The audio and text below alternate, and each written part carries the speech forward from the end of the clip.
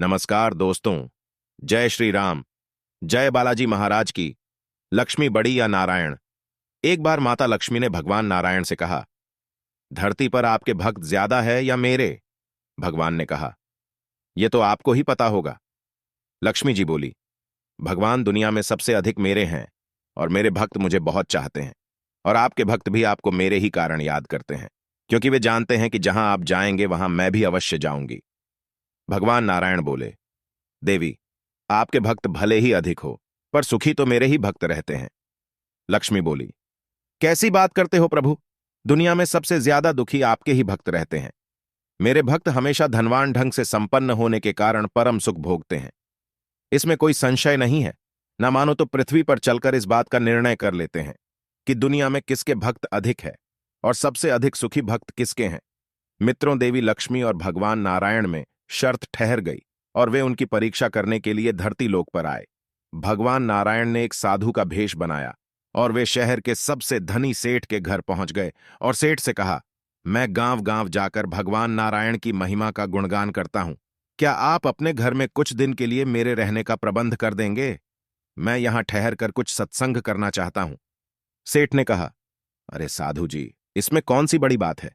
मेरा घर बहुत बड़ा है, एक कमरे में आप ठहर जाइए और जितने दिन तक रहना चाहो उतने दिन तक आराम से रहिए।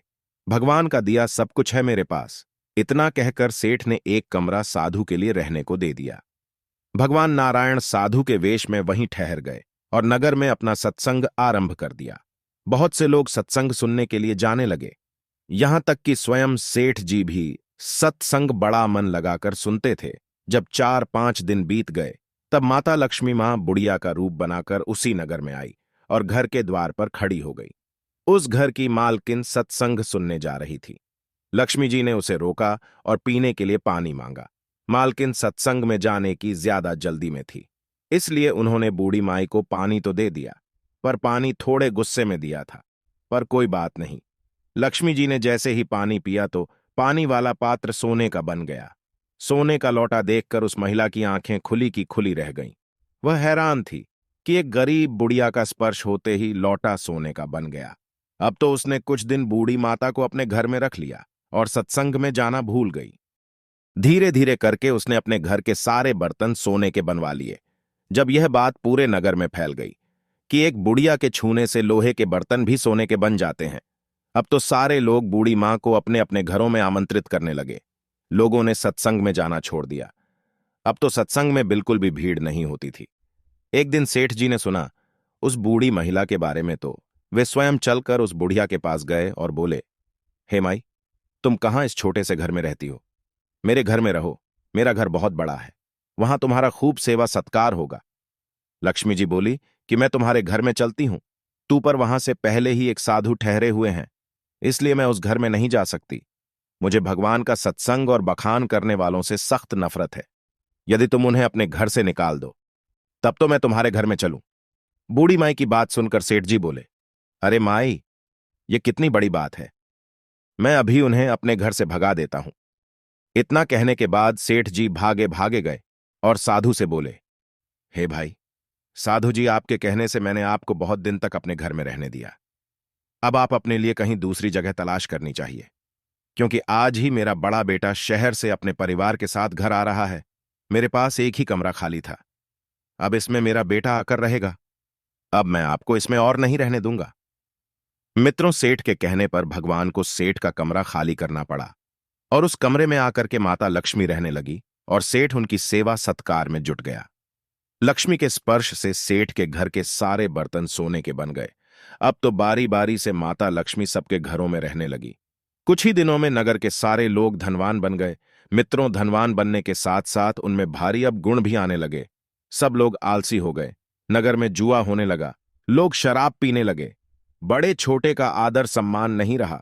धन का मद ऐसा चढ़ा कि एक दूसरे से झगड़ने लगे, कोई किसी के काम नहीं आता था।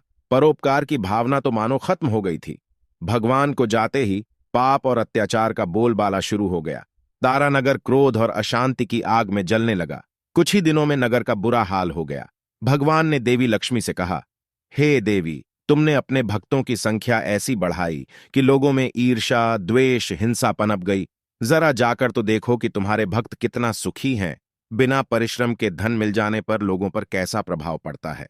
धन के मध्य में लोग सत्य, धर्म, सदाचार और कर्तव्यों को भूल जाते हैं। जो फो मनुष्य की शोभा है, उनकी विशेषता है। धन बढ़ने से मनुष्य उन गुणों से भूल हो जाता है। वह दिन सफलता की ओर बढ़ता चला जाता है। ऐसे धन अशांति फैलती है, उनके पास नामो निशान तक नहीं रहता है।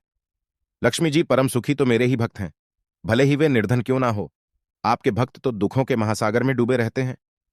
लक्ष्मी जी ने जब नगर में जाकर देखा तो पूरे नगर का बुरा हाल था। प्रेम नाम की कोई चीज ही नहीं बची थी। यहां तक कि स्वयं माता लक्ष्मी को भी किसी ने नहीं पूछा। माता लक्ष्मी ने आकर भगवान नारायण से क्षमा मांगी और कहा, हे प्रभु, अब मैं किसी को बिना परिश्रम के धनवान नहीं बनाऊंगी। बिना परिश्रम के धनवान बनाने पर लोगों में अराजकता फैल जाती है। मित्रों, विद्वान लोग कहते हैं कि लोग नरक का द्वार है, पाप की जड़ है। इस द्वार में प्रवेश न करें। जो मनुष्य द्वार में प्रवेश करता है वह अत्यंत कष्ट पाता है। इनकी बुद्धि कमजोर होती है। वे धन के पीछे रात दिन भागते रहते हैं, यहां तक कि उनको विश्राम करने की भी सुध नहीं रहती। उनकी उम्र कब बीत गई है पता ही नहीं चलता। धन को गिनना सबको आता है, किंतु अपनी आयु का हिसाब कभी नहीं लगा पाते। धन की तृष्णा उन्हें जबान से बूढ़ा बना देती है। नहीं मालूम मित्रों, सुखी रहना है तो धन में प्रवृत्त नहीं, उसे अपनी आवश्यकता की पूर्ति बनाइए और आवश्यक सच्चा धर्म और नीति के अनुसार होनी चाहिए। क्योंकि सुखी रहने के लिए 3 काम कभी मत करना। नंबर 1, जरूरत से ज्यादा धन के पीछे मत भागना। नंबर 2, धन का दुरुपयोग मत करना। नंबर 3, धर्म और धर्मात्माओं की निंदा कभी मत करना। दर्शक बंधुओं, यह कहानी कैसी लगी? कमेंट सेक्शन में अपनी राय जरूर रखना। मिलते हैं आपसे अगली वीडियो में।